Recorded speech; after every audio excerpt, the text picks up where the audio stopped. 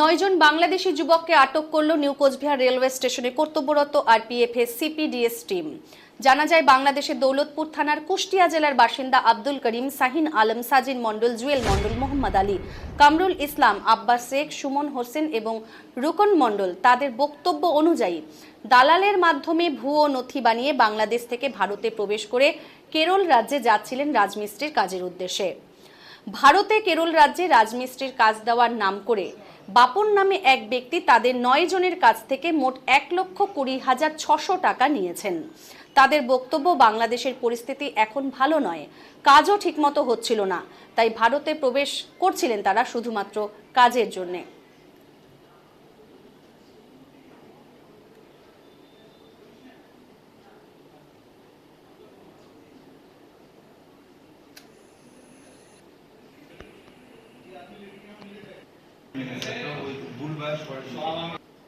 তোমাদের যে 9 জন ধরা পড়েছে কোথায় কোথায়, কার সবার বাড়ি কি এক জায়গায়? একই জায়গায় সব। আমাদের বাড়ি কোন ডিস্ট্রিক্ট? কুষ্টিয়া।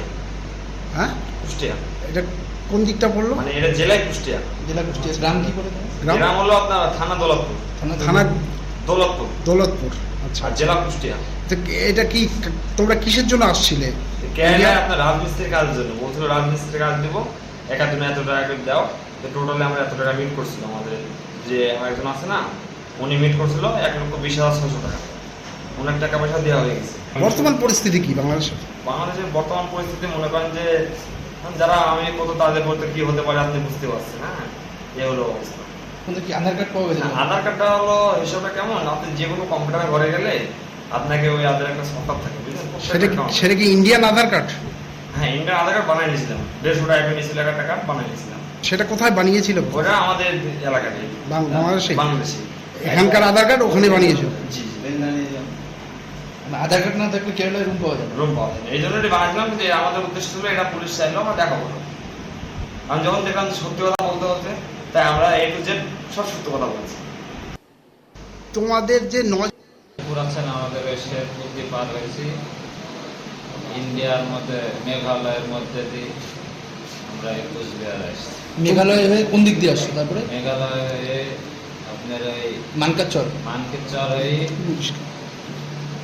ফুলতলা ঘাট দিয়ে আপনার হলো এইবারে আপনার সাহায্য করেছিল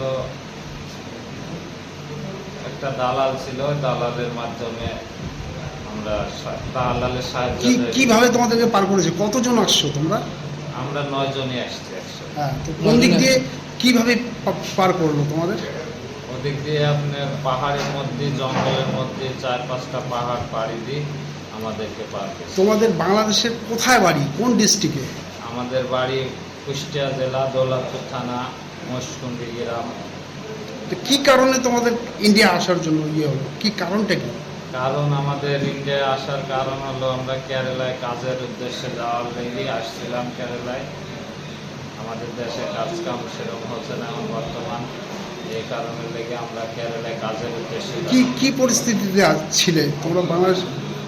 পরিস্থিতি এখন বাংলাদেশে মনে করেন সব কিছু তো এখন মনে করেন কাজ কাম সেরকম ঠিক মতো হয় না। তো তোমাদেরকে বাংলাদেশ থেকে ইন্ডিয়া আসার জন্য কত টাকা করতে হয়েছে? টাকা পয়সা তো নিয়েছে দালাল নিশ্চয়ই। আমাদের 9 জনের কাছ থেকে 1,20,600 টাকা জমা নিচ্ছে। ওদের পার হওয়ার টাকা বাদ দিয়ে আমাদের ভাঙ্গির টাকা এবারে দেওয়ার কথা। এখানে কোথায় ধরা পড়েছে তোমরা? আমরা ধরা পড়েছি Cooch Behar new Cooch Behar rail station.